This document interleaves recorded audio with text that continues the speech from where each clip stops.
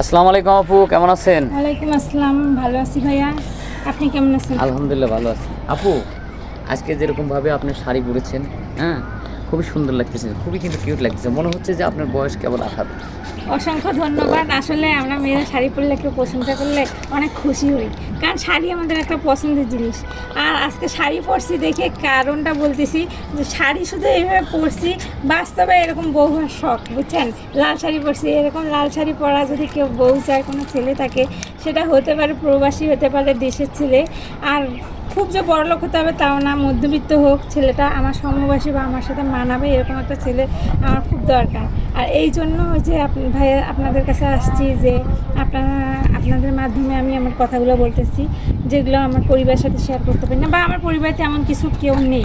আর আমার নামটা আমি পরিচয় দিইনি, আমার নাম হচ্ছে পিঙ্কি, আমার জেলা বগুড়া। আর আমার পৃথিবীতে শুধু মা বেঁচে আছে, আর কেউ নেই, কেউ থেকেও নেই। সব আত্মীয় স্বজনের পরিচয় দিয়ে লাভ নেই।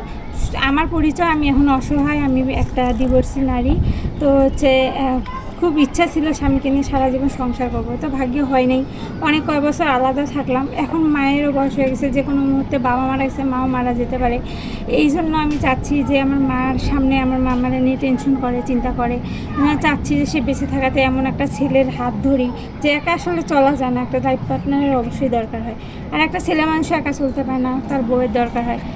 তার যদি কোনো রকম যদি কোনো ছেলের যদি বউয়ের দরকার হয়, বা ডিভোর্স হয়ে থাকে, বা বিয়ে করেনি, বিদেশে গেছে, প্রবাসে, তো এরকম ছেলে যদি আমার এই ভিডিও দেখে থাকে বা কথাগুলো শুনে ভালো লাগে, তাহলে অবশ্যই যেন আমার সাথে যোগাযোগ করে ভাইয়ের মাধ্যমে। আপনাকে আমি আরেকটা প্রশ্ন করবো। আপনি তো অনেক দেখতে সুন্দর, অনেক সুন্দর, মাশাআল্লাহ, বা ব্যবহার, আচরণ, কথাবার্তা দেখেও তো মনে হয় আপনি একজন এডুকেটেড পারসন, রাইট নাকি? জি, আমি তো অনার্স গ্রামে কমপ্লিট করা রাষ্ট্রবিজ্ঞান নিয়ে। আচ্ছা, রাষ্ট্রবিজ্ঞানে অনার্স কমপ্লিট করছেন। জি। তো অনেক দূর পড়াশোনা করছেন, আপনি চাইলে তো ভালো একটা চাকরি করতে পারেন, বা গ্রামের এলাকায় অনেক ছেলে আছে, আপনাকে দেখে কি কেউ কখনো প্রেমের প্রস্তাব দেয়নি? আসলে একটা মেয়ে যখন ডিভোর্সি হয়, তখন প্রেমের প্রস্তাবের থেকে অনেক ছেলেরা অনেক রকম উপহাস করে, তারা হচ্ছে অনেক রকম খারাপ প্রস্তাব দেয়, টাকা পয়সা, লোভ লালসা দেখায়। কিন্তু এগুলো আসলে আমার মধ্যে কোনো লোভ নেই। আমার দরকার একটা সংসারের, বৈধভাবে একটা সংসার, একটা ভালো জীবনসঙ্গী।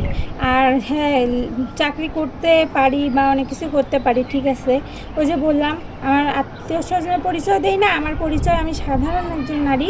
কিন্তু চাকরি করতে গেলেও একটা মেয়ে যখন এক সুন্দর থাকে বা একা ডিভোর্সি শুনে, তখন ওই মেয়েটাকে কিন্তু বিয়ে না, মানে বিভিন্নভাবে ক্ষতি করার চিন্তা করে। এই জন্য আমি অনেক রকম ভুক্তভোগী, যেখানে যাই সেখানেই আমার হয়তো ভিতরে ভয় কাজ করে, পছন্দ করে, খারাপ প্রস্তাব দেয়। তা আমি তো খারাপ প্রস্তাব বা অবৈধ এইসব টাকা পয়সার আমার লোভ নেই। আমার ইচ্ছা আমি সম্মানের সাথে একজনের সংসার করব। এই জন্য আপনার ভয়